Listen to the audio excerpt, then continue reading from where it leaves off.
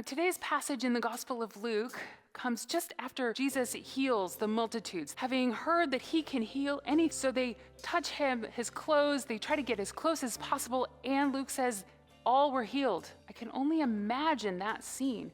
And then his disciples, his newly called disciples, he gathers them close. I imagine they're a bit filled with awe. They have just seen Jesus, their leader, do all of this healing, and he calls them close. And Luke records what we now know as the Beatitudes.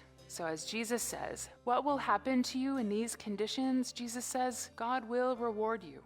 This is not to glorify the suffering that anyone is going through, but to say that somehow, mysteriously, God is present with everyone, but especially those who are struggling. This is what we practice as we live out our faith and share food with those who are hungry and comfort those who mourn. We join in God's work when we speak up for those who don't have a voice, when we call out injustices. That's the spirit of the Beatitudes. Jesus calls blessed the neighbors we might not want to see, and calls us out from time to time for being complacent when we don't share in the holy work God calls us to do. So maybe the woes might hit a little close to home and invite us to consider how we need to open our hands to share and serve.